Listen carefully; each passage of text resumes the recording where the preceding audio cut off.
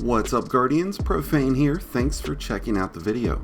Today we are looking at this week's Grandmaster Nightfall, the Birthplace of Vile, and I'll be going over some tips, tricks, and a few workarounds to make completing this Grandmaster a lot easier.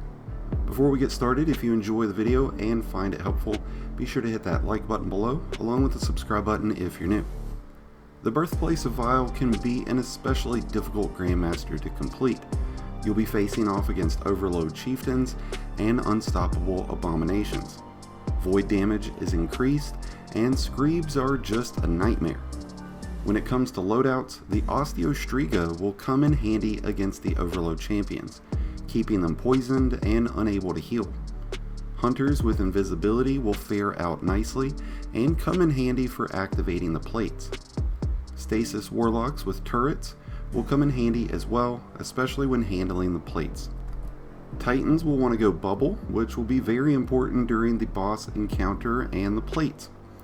Applying arc, void, and solar resistance mods on your chest piece will be important, along with running high resilience. Since this Nightfall's load-in spot is in a public area, you're going to want to watch out for the waves of adds that usually spawn in after you approach the cave.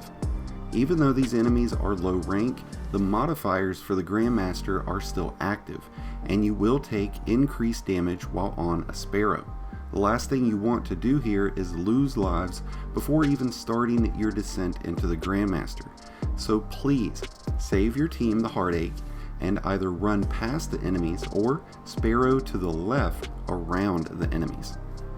The most challenging parts of this Grandmaster will be the plate rooms at the beginning and towards the end of the strike. With the first plate, you have two options to successfully activate it without losing a lot of lives.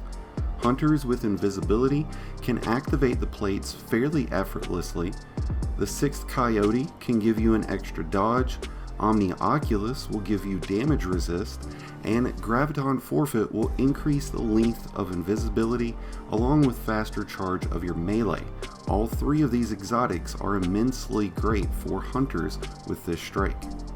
If you don't have an invisible hunter though, you can jump on and then off of the plate to clear the waves of adds first, and then finish activating the plate after all of the adds have stopped spawning in.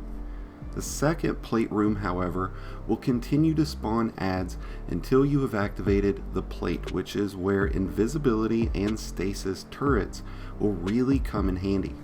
You can activate the plates in phases, but don't stay on for too long or you'll become screeb bait. After completing the first plate room, watch out for snipers as you go through the next chambers, and once you've made it outside to the terrace, you'll need to go up to the steps. Do not try to take on the adds in this room while standing at the top of these steps. The onslaught of grenades and totems will be your downfall. Instead, if you quickly rush in and go to the balcony directly to the right before the adds have time to position, you'll be in a much better tactical advantage. When it comes to the boss room, my best advice is to stay mobile. Adds spawn in through a rotation around the map as you weaken the boss, so you can't rely on standing in one place. Save supers and heavy for when the champions spawn in.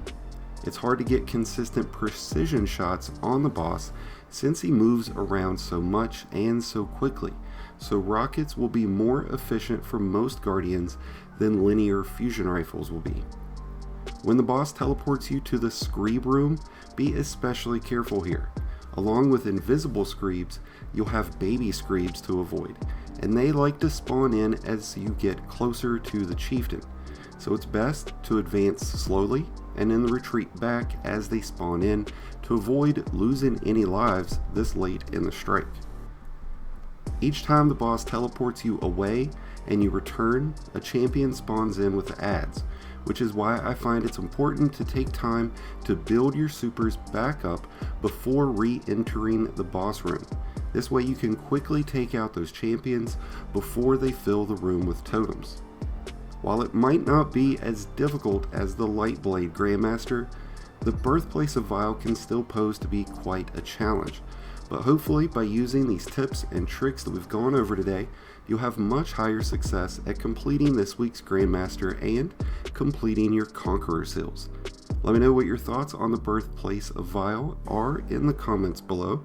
I hope you guys have enjoyed today's video and found it helpful. I wish you all the best and luck through your adventures this week. If you've enjoyed today's video and found it helpful, be sure to hit that like button below along with the subscribe button if you're new. Both are greatly appreciated, and until next time, Guardians, this has been Profane wishing you some happy hunting.